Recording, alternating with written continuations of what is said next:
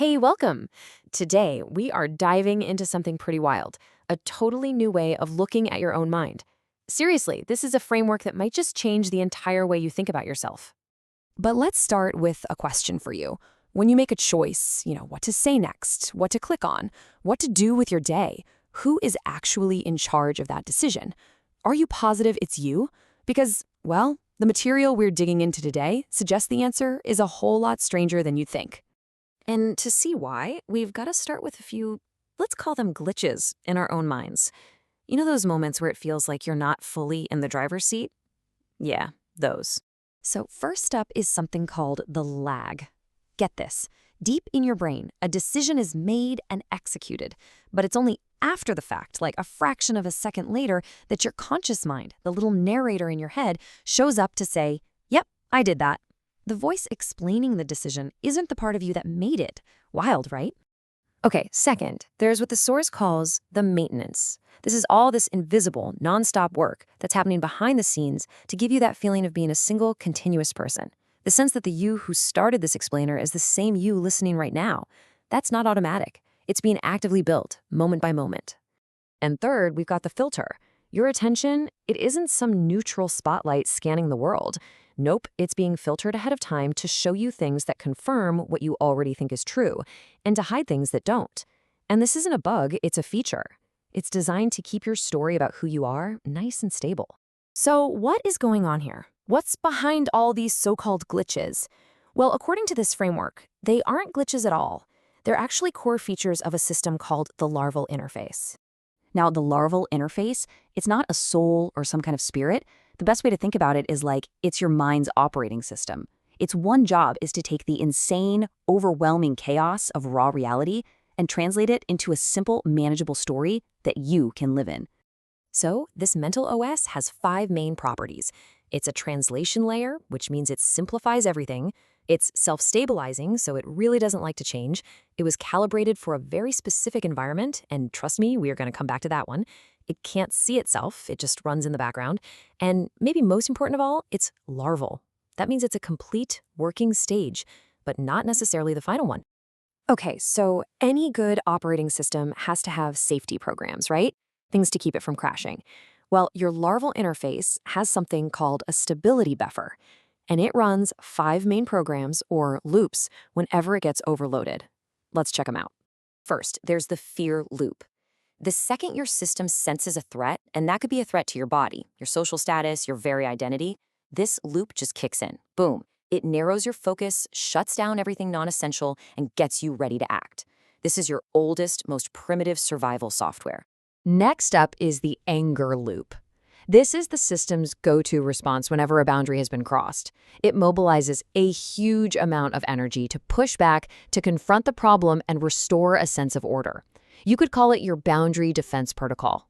Third is the nostalgia loop. When the present starts to feel chaotic or just not right, this loop pulls you back to a perfect, idealized version of the past.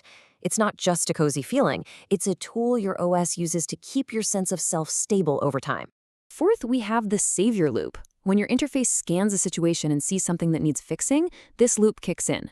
It's the thing that mobilizes you to help, to repair, to protect, and it's absolutely essential for keeping our social groups together. It's your system's responsibility program. And finally, the nihilism loop. Now, this one is often mistaken for depression, but it's really an adaptive shutdown sequence.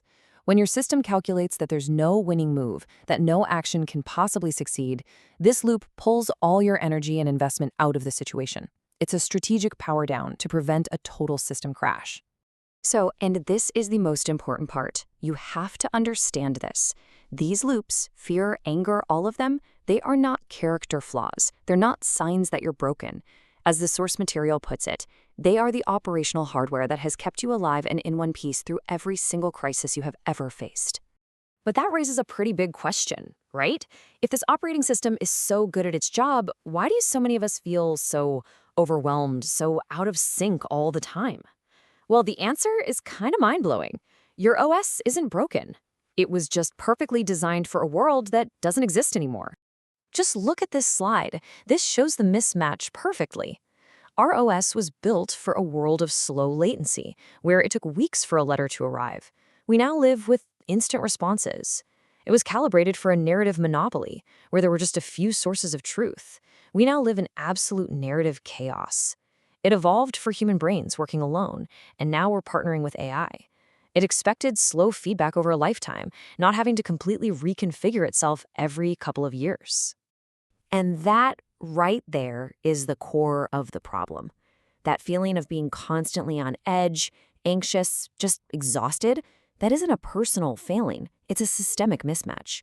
Your internal hardware is running exactly as it was designed to, but the outside world is throwing way, way more at it than it was ever built to handle. And this mismatch, it has real consequences. It creates a kind of debt that just silently builds up in the background of our lives. The source gives it a name: the cost of coherence. So what is coherence debt? It's the gap, and it's a growing gap, between your declared policy, which is the story you tell yourself about who you are and what you care about, and your executed policy, which is what you actually do, where you actually spend your time and your energy. I mean, just look at these examples. Does any of this sound familiar? You declare, "This project is my #1 priority," but your actions show you haven't worked on it in months. You say, "I really value this relationship," but you haven't made time for that person in weeks. That gap, that disconnect between the story and the reality, that is coherence debt. And let's be super clear here, this isn't about you being a hypocrite or a bad person. It is a structural debt.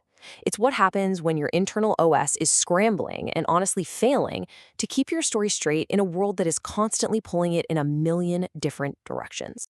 So if you take one thing away from all of this, let it be this: you are not broken. Your anxiety, your burnout, that feeling that you're just drifting, these are not signs of a personal failure. They are the correct and logical outputs of a perfectly functioning system that is just running on outdated software for the world we live in now. And that, of course, leaves us with one last massive question. If your larval interface, your internal OS, is just fundamentally out of sync with the 21st century, what on earth would a system update even look like? Something to think about. Thanks for joining me.